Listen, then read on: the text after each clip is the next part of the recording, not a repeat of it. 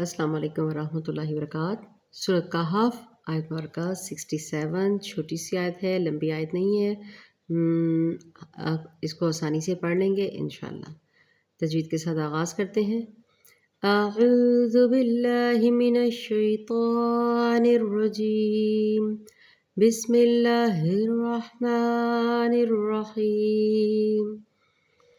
قال إنك لن تستطيع معي صبرا۔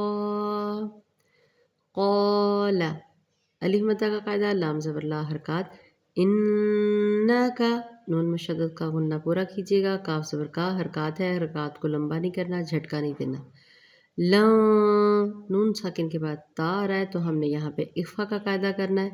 تستطیع، تا تس تا، دیکھیں اس تا کے بعد ساتھ ہی تو مستعلیہ آ گئی ہے، دھیان رکھیے گا دونوں کو آپ نے مکس نہیں کرنا۔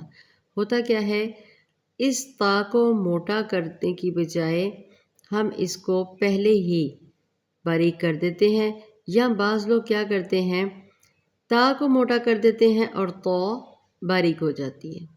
ٹھیک ہے، تس تا طی، تس تا طی، ویسے بھی توطی لمبا کریں گے تو ٹھیک ہو جائے گا۔ لا تستطيع، لا تستطيع، آئین کو بھی آپ نے پر کرنا ہے، موٹا کرنا ہے، ٹھیک ہے۔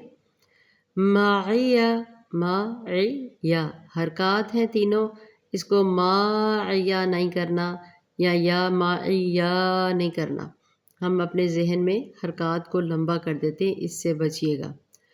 صبرا، با پر جزم، دو زبر کو ہم ایک میں کنورٹ کرتے ہیں تو یہ الف مدہ کا قاعدہ پہ وقف ہوگا۔ فب، صبرا نہیں کرنا، صاد کو پر پڑیے گا۔ صبرا، ایک مرتبہ آیت کو دوبارہ پڑھتے ہیں تجوید کے ساتھ فوکس کر کے۔ بسم اللہ الرحمن الرحیم۔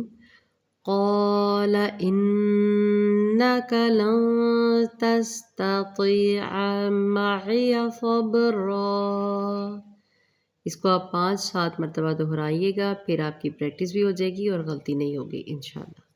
السلام علیکم ورحمۃ اللہ وبرکاتہ۔